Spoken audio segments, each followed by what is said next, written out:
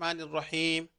या अय्युहल्लज़ीना आमनु रकऊ वस्जुदू वअबुदू रब्बकुम वफ़अलुल खैर लअल्लकुम तुफ़्लिहून। आमन्तु बिल्लाहि सदक़ल्लाहुल अज़ीम।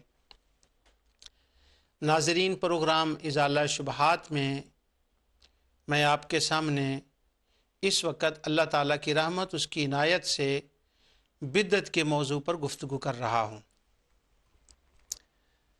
इस बिद्दत के मौजू शुरू करने से पहले मैंने क़िराअत अल क़ुबूर पर एक तवील प्रोग्राम किया, और चूँकि क़िराअत अल क़ुबूर को भी हमारे दोस्त शुबा डालने वाले बिद्दत के ज़ुमरे में ही लेते हैं, लेते क्या कहते हैं, तो इसलिए मैंने ये मुनासिब जाना था कि क़िराअत अल क़ुबूर के बाद बिद्दत के मौजू को लिया जाए। बिद्दत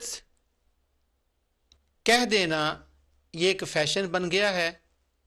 हर चीज़ को बिद्दत वो कह देते हैं बिला सोचे समझे, जबकि बिद्दत का माना कुछ और है।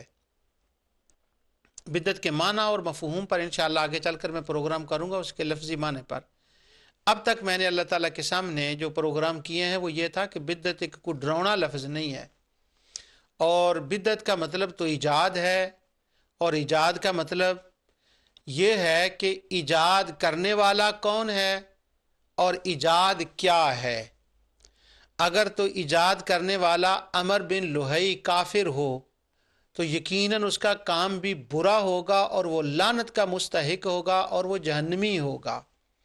और अगर नया काम करने वाला सहाबी रसूल हो, अब्दुल्ला बिन ज़ुबैर हों, हज़रत अमीर मुआविया हों, इमाम हसन हों, इमाम हुसैन हों, अब्दुल्ला बिन अब्बास हों रज़ी अल्लाहु अन्हु हो, तो फिर वो अपने शैयत के एतबार से तो वो नया काम होगा, लेकिन वो गलत नहीं होगा। क्यों कि उस काम का टकराव कुरान और सुन्नत से नहीं होगा, और उसके करने वाले सालिहीन होंगे।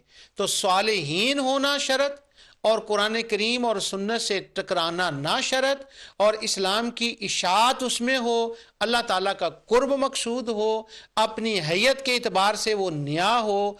इस माने में ज़्यादा से ज़्यादा उसको बिदाए हसना कह सकते हैं, मगर उसको करने वाले को जहन्नमी नहीं कह सकते।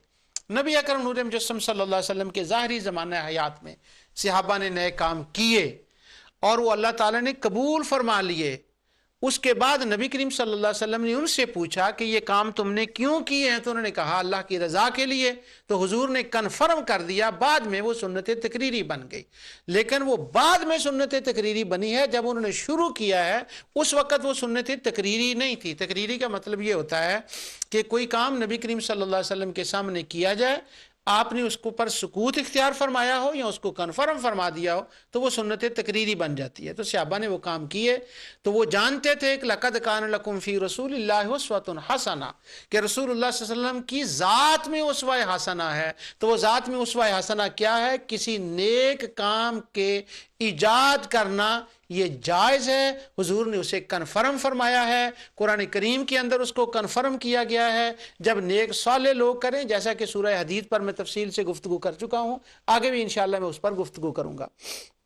तो अब मैं इस वक्त ये आपको बता रहा हूँ कि हुजूर अलैहिस्सलातु वस्सलाम के सहाबा इकराम ने नए काम किए, जिनको हमारे शुबा डालने वाले दोस्त सहाबा के कामों को भी बिदअत कहते हैं। ये मैंने आपको पिछली बार वो पढ़कर बता दिया था। अभी मैं चलता हूँ आज दूसरा उसी टॉपिक को आगे लेकर कि हुजूर अलैहिस्सलातु वस्सलाम के सहाबा बाद में नए काम करते थे, मगर वो शरीयत के खिलाफ नहीं होते थे। और मुफ्ती अहमद यार खान नईमी रहमतुल्लाह ताला अलैह के बकौल कि ये सुन्नत सहाबा है कि नया काम दीन की इशाअत के लिए किया जाए। जिस तरह से सहाबा के काम कबूल हैं, इसी तरह सहाबा के मानने वालों के भी काम कबूल हैं, लेकिन शर्त वो मैंने पिछली बार भी बताई थी, फिर मैं दोहरा देता हूँ। काम ईजाद करने वाले सालिहीन हों, काम कुरान और सुन्नत के मुताबिक हो, वो कुरान और सुन्नत के किसी हुक्म से अखज़ किया गया हो, उसकी असल ओरिजिन कुरान और सुन्नत में मौजूद हो, लिहाजा और उसमें दीन की इशाअत हो, कुर्ब इलाही हो, तो वो काम जायज़ है। खा वो हुजूर ने उसके करने का हुक्म दिया हो یا نہ دیا ہو، اللہ تعالیٰ نے اس کے کرنے کا حکم دیا ہو یا نہ دیا ہو، مگر وہ ان احکام کے خلاف نہ جاتا ہو۔ اسی تسلسل، اسی سلسلے میں آج میں آپ کے سامنے ایک اور چیز لانا چاہتا ہوں۔ وہ یہ ہے کہ نبی کریم صلی اللہ علیہ وسلم کے صحابہ نیا کام کرتے اور اسے وہ جائز سمجھتے۔ آج میں شروع کر رہا ہوں سب سے پہلے یہ بات ام المومنین سیدہ عائشہ الصدیقہ رضی اللہ تعالی عنہا سے۔ ام المومنین سیدہ عائشہ الصدیقہ رضی اللہ عنہا مسلمانوں کی ماں، اور ہمارے شبہ ڈالنے والے دوست حضرت ام المومنین عائشہ صدیقہ رضی اللہ تعالیٰ عنہ کا نام بڑا لیتے ہیں، مانتے نہیں۔ ماننے کا یہ مطلب ہے کہ ان کے ادب، احترام اور محبت کی باتیں ان کی طرف نہیں وہ جاتے، وہ کہتے ہیں یہ بی بی کا اپنا تھا، اپنا خیال تھا ان کا، لیکن ان کو مانتے بہت ہیں۔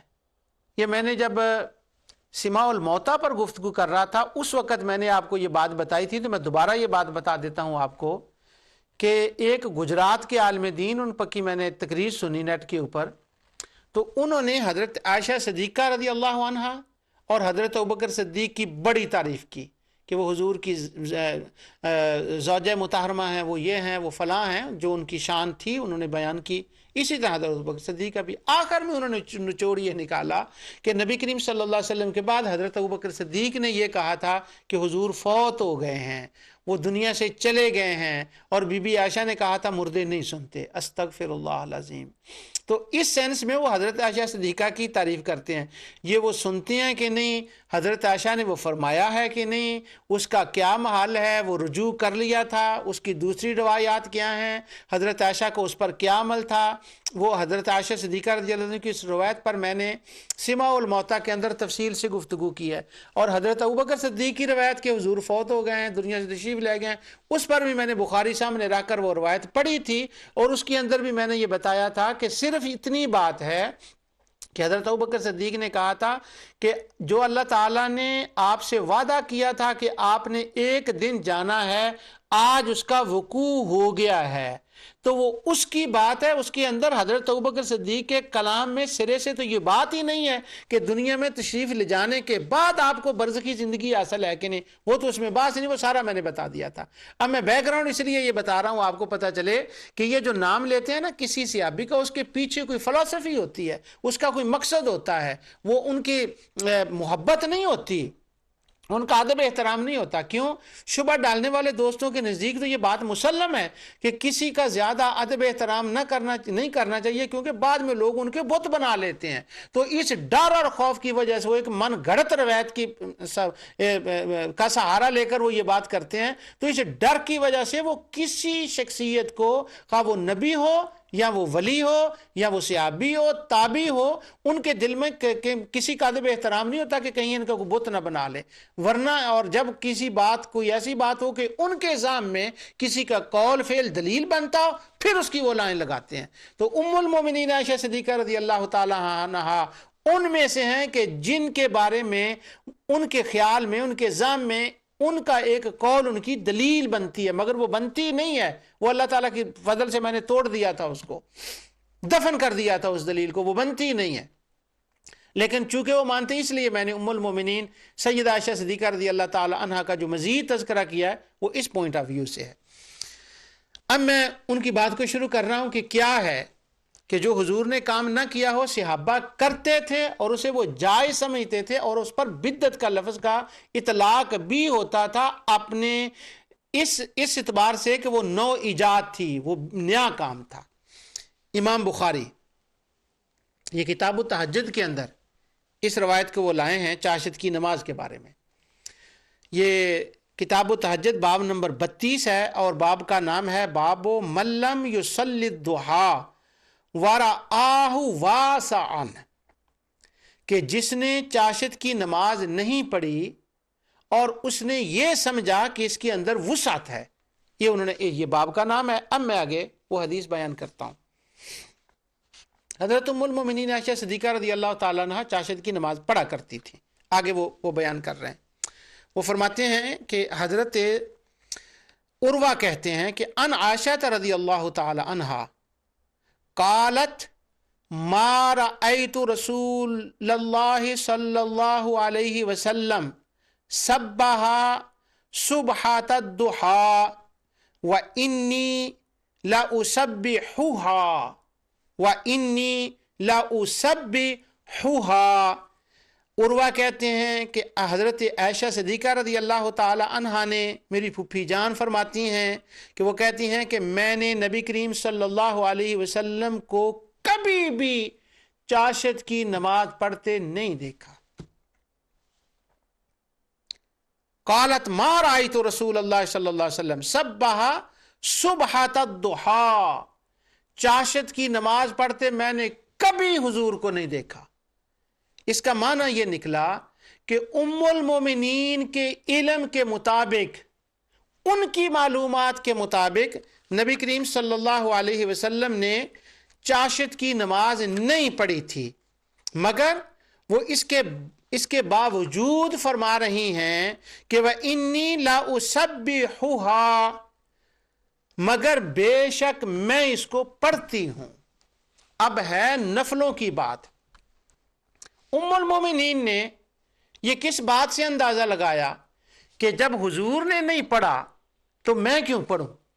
ہمارے یہ عبادات میں بدعات کتاب جو میرے ہاتھ میں ہے، علامہ البانی کی ہے، ابن باز کی ہے، یہ آل اعتصام کی، اور جتنی کتابیں ہمارے دوستوں کی شبہ ڈالنے والوں کو، سب میں یہ لکھا ہے کہ جہاں نفل حضور نے پڑھے وہاں تو نفل پڑھنے چاہیے، اور جہاں نبی کریم صلی اللہ علیہ وسلم نے نفل نہیں پڑھے وہاں وہ نفل نہیں پڑھنا چاہیے۔ حج میں نفل بدعت ہیں۔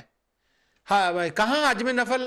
اس کے وقت اسی کتاب کے صفحہ نمبر 215 پر، اگر جب آپ احرام باندھتے ہیں تو احرام سے پہلے نفل پڑھنا بدعت، یہ عبد المنعم، حافظ زبیر الزئی، علامہ البانی کہتے ہیں بدعت ہے نفل۔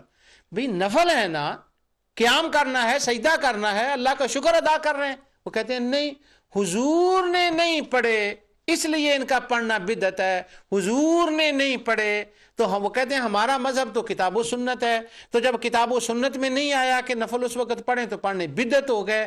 بھی سارا جہان پڑھ رہا ہے، وہ کہتے ہیں سارا جہان پڑھے پر ہے بدعت، کیوں؟ حضور نے نہیں پڑھے۔ اب میں بخاری سے آپ کو بتا رہا ہوں، سیدہ فرماتی ہیں ما رأیت رسول اللہ صلی اللہ علیہ وسلم سبح صبحۃ الضحیٰ، حضور نے نہیں پڑھے، وَإِنِّي لَأُسَبِّحُهَا، پر میں پڑھتی ہوں۔ اس کا مطلب یہ نکلا کہ ہوں نفل، خدا کی عبادت ہو، مگر اگرچہ حضور علیہ السلام نے نہ پڑھے ہوں، جیسا کہ ام المومنین کے علم کے مطابق انہوں نے نہیں پڑھے تھے۔ اگر صبح کے وقت حضور نے سفر سے آتے ہوئے یا مکہ میں کسی اور مقام پر پڑھے ہوں تو وہ دوسرے صحابہ کی بات ہے، ام المومنین کو اس کی خبر نہیں ہے۔ اب ان پر وہ سوال ہوتا ہے کہ جب حضور نے نہیں پڑھے تو آپ پڑھتی ہیں؟ انہوں نے کہا ہاں، تو کہیں گے چھوڑتے نہیں؟ وہ کہنے لگے لوگوں نے کہا چھوڑو گے نہیں؟ انہوں نے کہا نہیں چھوڑوں گی۔ اب بخاری میں اتنی روایت ہے، اب اس کا میں مزید حساب کو موطا امام مالک سے بتاتا ہوں۔ امام مالک اس روایت کو لائے ہیں کتاب کا الصلاۃ فی السفر کے اندر۔ یہ پوری روایت پہلے تھے انہوں نے لکھی، وہ میں آپ کو دوبارہ نہیں دہراؤں گا کہ حضور نے نہیں پڑھے اور میں پڑھتی ہوں۔ اس کے بعد ان کے جو الفاظ امام مالک نے نقل کیے ہیں وہ فرماتی ہیں کہ انہا کانت تصلی الضحیٰ 8 رکعتان، حضرت ام المومنین عائشہ صدیقہ رضی اللہ تعالی عنہا 8 رکعت پڑھا کرتی تھیں چاشت کے۔ تو پھر کہنے لگیں ثم تقول لو نشر لی ابوایا ما ترکتہن، کہنے لگی میں یہ پڑھتی ہوں اگر میرے باپ حضرت ابو بکر صدیق اپنی قبر سے اٹھ کر آ جائیں اور وہ مجھے کہیں کہ صلاۃ الضحیٰ نہ پڑھو تو میں اپنے باپ کی بات بھی نہیں مانوں گی، میں 8 رکعت چاشت کے پڑھوں گی۔ اب یہ اس میں لفظ تو نہیں ہے لیکن اس سے نکلتا یہ ہے کہ کسی نے سوال کیا ہوگا، کسی نے پوچھا ہوگا کہ جب حضور نے نہیں پڑھے تو آپ کیوں اتنا اس کو کیوں پابندی سے پڑھ رہی ہیں؟ تو ام المومنین فرماتی ہیں نہ پڑھے ہو کوئی بات نہیں، کام تو ٹھیک ہے نا۔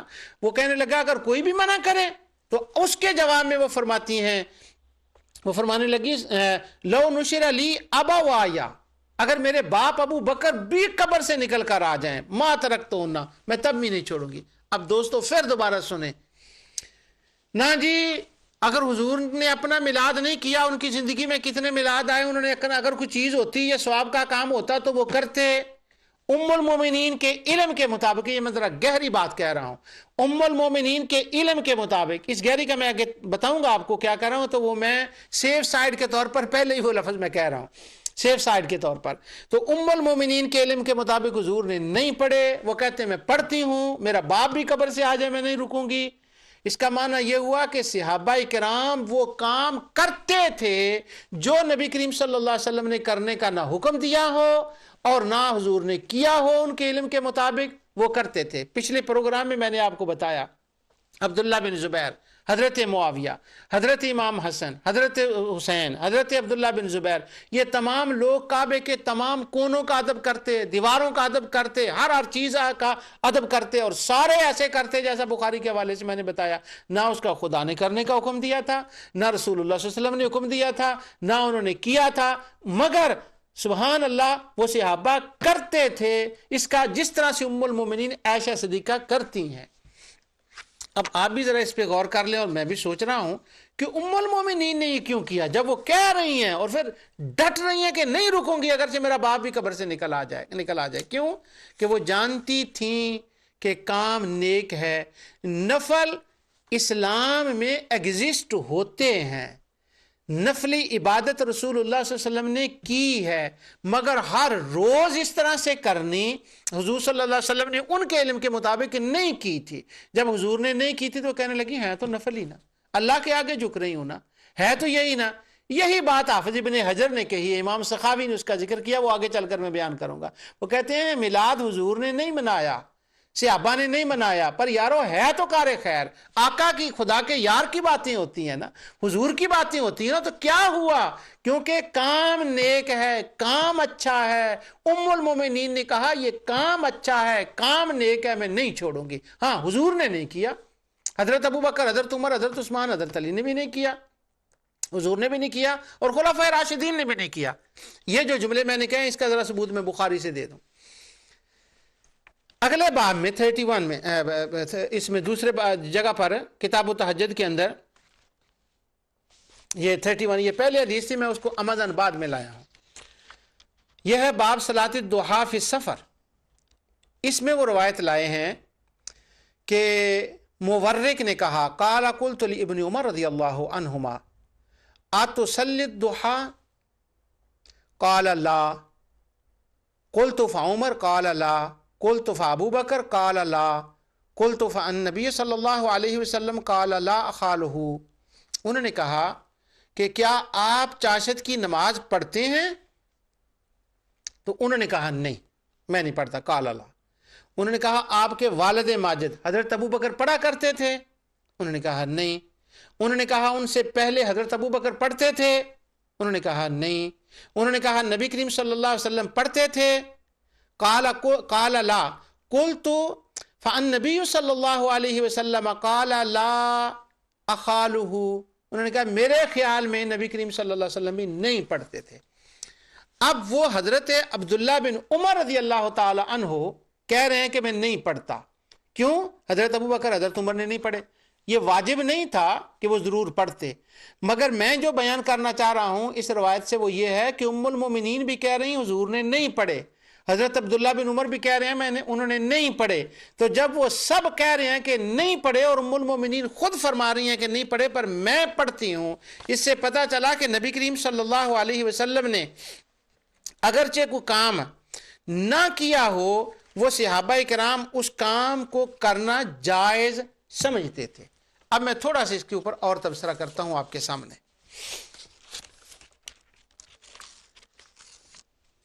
یہ بخاری کی روایت ہے اور مسلم کے اندر بھی کتاب الحج کے اندر اسی نماز چاشت کے بارے میں وہ کہتے ہیں، حضرت مجاہد کہتے ہیں دخلت انا و عروہ ابن زبیر المسجد فاذا عبداللہ بن عمر رضی اللہ عنہما جالسا الى حجرت عائشہ رضی اللہ تعالی عنہا واذا ناس يصلون في المسجد صلاة الضحى قال فسألناه عن صلاتهم فقال بدعہ۔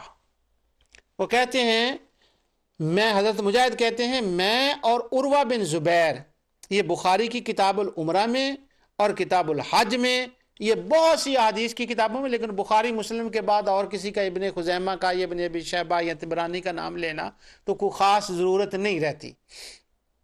وہ کہتے ہیں میں اور عروہ بن زبیر مسجد میں داخل ہوئے، ہم نے دیکھا کہ لوگ مسجد کے اندر اکٹھے ہو کر چاشت کی نماز ادا کر رہے ہیں۔ تو میں نے عبداللہ بن عمر سے پوچھا کہ یہ کیا ہو رہا ہے؟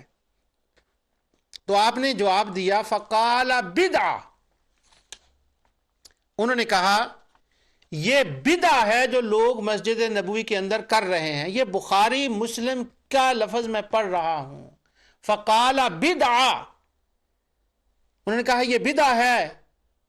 حضرت عائشہ صدیقہ کہتی ہیں حضور نے نہیں پڑھے پر میں پڑھتی ہوں، اور حضرت عبداللہ بن عمر کی روایت میں پڑھ آیا ہوں، اور لوگ پڑھ رہے ہیں چاشت کی نماز مسجد کے اندر، اور یہ مجاہد اور عروہ بن زبیر دونوں نے کہا یہ کیا؟ تو انہوں نے کہا یہ بدعت ہے۔ اس کے بعد یہ روایت جو اس میں آئی ہے نا مصنف ابن ابی شیبہ میں، اس میں ایک لفظ زائد ہے اور لفظ بڑا مزیدار ہے، اس لیے میں آپ کو سنا دیتا ہوں وہ بھی۔ اور ابن حجر نے یہ اس کی شرح کے اندر وہ لکھا ہے، اسی روایت کے شرح کے اندر وہ کہتے ہیں ان الاعرج، وہ پوری روایت کے ہم داخل ہوئے اور وہ لوگ نماز پڑھ رہے تھے نماز چاشت، تو وہ عبداللہ بن عمر سے پوچھا گیا تو کہ یہ کیا ہے؟ تو وہ کہنے لگے سألت عن ابن عمر صلاۃ الضحیٰ فقال بدعہ و نعمت البدع، انہوں نے حضرت عبداللہ بن عمر سے کہا یہ کیا کر رہے ہیں لوگ؟ انہوں نے کہا یہ بدعت کا کام کر رہے ہیں، پر چھوڑیں اس بدعت کو، ایسی بدعت نہ سمجھیں، یہ وہ نعمت البدع ہے، یہ اچھی بدعت ہے، اچھی بدعت ہے، اچھی بدعت ہے۔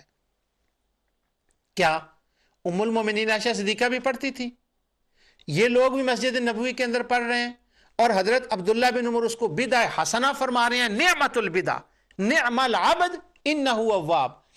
وہ بعض لوگ کہتے ہیں نعمہ کا مطلب تو اچھا نہیں ہوتا، تو اللہ تعالیٰ فرماتا ہے نعم العبد، یہ ایوب میرا کتنا اچھا بندہ ہے، تو نعمہ کا مطلب اچھا ہوتا ہے، نعمت البدع، ان کا بدعہ ہے۔ اس کا معنی یہ نکلا کہ نماز چاشت کا پڑھنا عبداللہ بن عمر کے نزدیک بدعہ حسنہ تھا، لوگوں کا اکٹھا ہو کر مسجد میں اس طرح سے پڑھنا، وہ اس طرح سے حضرت عبداللہ بن عمر کے نزدیک یہ بدعہ تھا۔ اب یہ جو دونوں صاحب ہیں تابعی، عروہ بن زبیر اور حضرت مجاہد، یہ عبداللہ بن عمر سے جب انہوں نے یہ سوال پوچھا تو انہوں نے کہا نا نعمت البدع، یہ بدعہ ہے، تو انہوں نے بات وہیں ختم کر دی۔ پھر انہوں نے دوسرا سوال آگے کیا، وہ کہنے لگے اچھا یہ بتائیں کہ نبی کریم صلی اللہ علیہ وسلم نے عمرے مدینہ منورہ سے کتنے کیے ہیں وہاں جا کر؟ انہوں نے اس کو جواب دے دیا 4 4 عمرے کیے ہیں۔ اب یہ دونوں بھی واپس آ گئے اور عبداللہ بن عمر کا کلام بھی ختم ہوا۔ اب میں آپ سے پوچھتا ہوں، اگر آپ کا ہمسایہ ہوتا وہاں پر جو ہر وقت بدعہ بدعہ بدعہ بدعہ بدعہ بدعہ کی بات کرتا ہے، تو وہ عبداللہ بن عمر کو کیا کہتا؟ کہتا حضرت آپ نے حضور کی حدیث نہیں پڑھی، کل بدعۃ دلالہ کل دلالۃ فی النار، ہر بدعت گمراہی ہے اور ہر بدعتی جہنم میں ہے۔ تو یہ جس کو آپ بدعہ کہہ رہے ہیں، مان رہے ہیں، اور آپ خاموشی سے مسجد نبوی